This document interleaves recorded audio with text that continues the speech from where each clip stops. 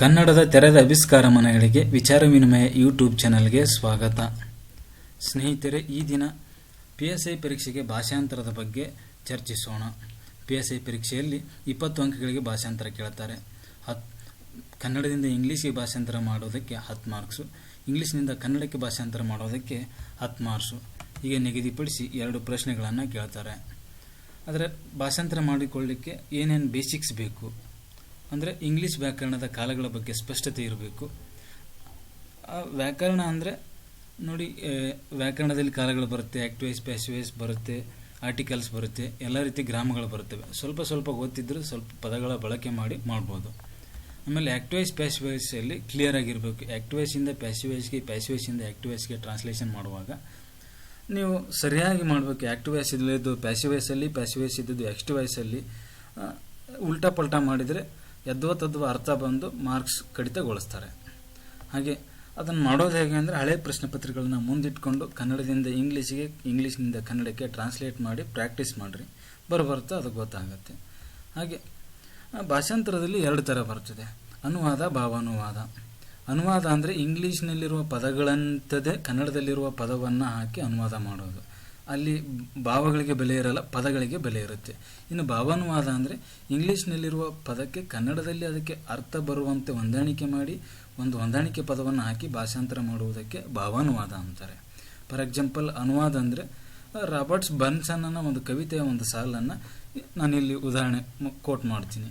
O my loves like a red rose, ಇದು ಒಂದು line. ಅದನ್ನು ಕನ್ನಡಕ್ಕೆ ಅನುವಾದ ಮಾಡಿದರೆ, ಓ ನನ್ನ ಕೆಂಪಾದ ಪ್ರೀತಿಯೇ ಕೆಂಪು ಗುಲಾಬಿ. ಅದನ್ನೇ ಭಾವಾನುವಾದ ಮಾಡುವುದಾದರೆ ಅದನ್ನು BM ಶ್ರೀಕಂಠೆಯವರು ಚೆನ್ನಾಗಿ ಮಾಡಿದ್ದಾರೆ.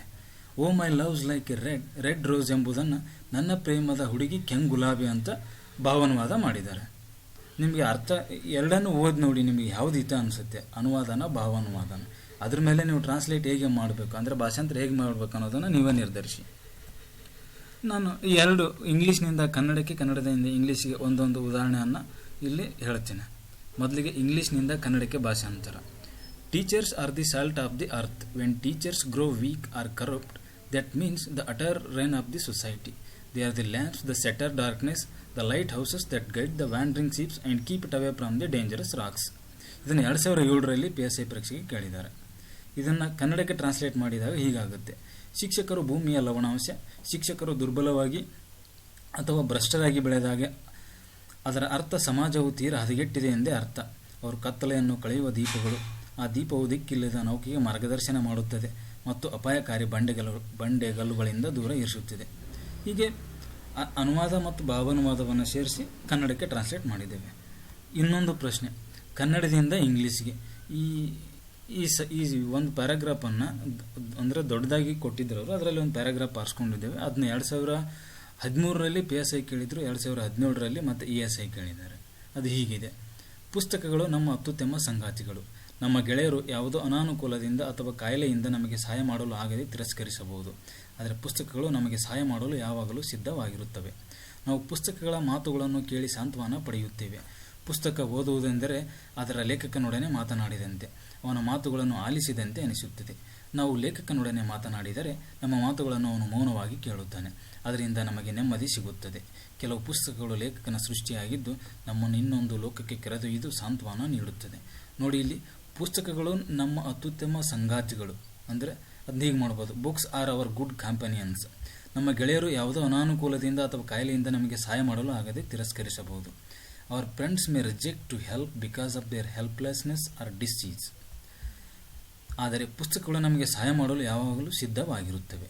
But books are always ready to help us. ನಾವು ಪುಸ್ತಕಗಳ ಮಾತುಗಳನ್ನು ಕೇಳಿ ಸಾಂತ್ವನ ಪಡೆಯುತ್ತೇವೆ. ಪುಸ್ತಕಗಳು ಓದುವುದೆಂದರೆ ಅದರ ಲೇಖಕನೊಡನೆ ಮಾತನಾಡಿದಂತೆ, ಅವನ ಮಾತುಗಳನ್ನು ಆಲಿಸಿದಂತೆ ಅನಿಸುತ್ತದೆ.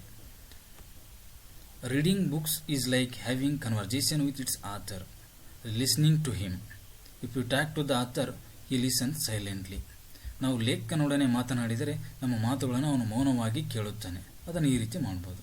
ಅದರಿಂದ ನಮಗೆ ನೆಮ್ಮದಿ ಸಿಗುತ್ತದೆ. We get comfort in it. ಕೆಲವು ಪುಸ್ತಕಗಳು ಲೇಖಕನ ಸೃಷ್ಟಿಯಾಗಿದ್ದು ನಮ್ಮನ್ನು ಇನ್ನೊಂದು ಲೋಕಕ್ಕೆ ಕರೆದೊಯ್ದು ಸಾಂತ್ವನ ನೀಡುತ್ತದೆ. Some books are creations of the author that takes us to the another world and provide solace. ಭಾಷಾಂತರಕ್ಕೆ ಕೆಲವೊಂದು ಸಂಪನ್ಮೂಲಗಳನ್ನು ನಾವು ಬಳಸ್ಕೋಬೋದು. ಹೇಗಂದರೆ ಸ್ವಾಮಿ ವಿವೇಕಾನಂದರ ಚಿಕ್ಕ ಚಿಕ್ಕ ಪುಸ್ತಕಗಳಿದ್ದಾವೆ, ಅವುಗಳನ್ನು ಕನ್ನಡದಲ್ಲಿಯೂ ಇದ್ದಾವೆ, ಇಂಗ್ಲೀಷಲ್ಲೂ ಇದ್ದಾವೆ. ಚಿಕ್ಕ ಚಿಕ್ಕ ಪ್ಯಾರನ್ನು ಅವ್ರು ಹೇಗೆ ಟ್ರಾನ್ಸ್ಲೇಟ್ ಚೆನ್ನಾಗಿ ಮಾಡಿದ್ದಾರೆ ಅನ್ನೋದನ್ನು ಕಂಪೇರ್ ಮಾಡಿ ನೀವು ಪ್ರಾಕ್ಟೀಸ್ ಮಾಡ್ಬೋದು. ಆಮೇಲೆ DSRT ಪುಸ್ತಕಗಳು ಕನ್ನಡದಲ್ಲಿ ಇದ್ದಾವೆ, ಇಂಗ್ಲೀಷಲ್ಲೂ ಇದ್ದಾವೆ. ನೀವು ಯಾವುದಾದ್ರೂ ಒಂದು ಪುಸ್ತಕದ ಒಂದು ಪುಟವನ್ನು ಕನ್ನಡ ಮತ್ತು ಇಂಗ್ಲೀಷ್ ಎರಡಲ್ಲಿ ಓದುವುದರಿಂದ ನಿಮಗೆ ಭಾಷಾಂತರ ಮಾಡೋದು ಹೇಗೆ ಅನ್ನೋದು ಗೊತ್ತಾಗುತ್ತೆ. ಆಮೇಲೆ ನಿಮಗೆ ಶಬ್ದ ಸಂಗ್ರಹಣೆ, ಶಬ್ದಗಳು ಈಸಿಯಾಗಿ ಸಿಗ್ತವೆ. ಆಮೇಲೆ ರಾಮಚಂದ್ರ ಗುಹಾರ ಪುಸ್ತಕಗಳನ್ನು ರಂಗನಾಥ್ ಅವರು ಚೆನ್ನಾಗಿ ಟ್ರಾನ್ಸ್ಲೇಟ್ ಮಾಡಿದ್ದಾರೆ. ಅವೆರಡನ್ನೂ ಭಾವಾನುವಾದ ಅನುವಾದ ಹೇಗೆ ಮಾಡ್ಬೋದೆಂಬುದನ್ನು ನಾವು ನೋಡಿ ಕೂಡ ನಾವು ತಿಳ್ಕೊಬೋದು. ಇನ್ನಷ್ಟು ಇಂಗ್ಲೀಷ್ ಕಲಿಕೆ ವಿಡಿಯೋಗಳನ್ನು ಅಪ್ಲೋಡ್ ಮಾಡುತ್ತೇವೆ.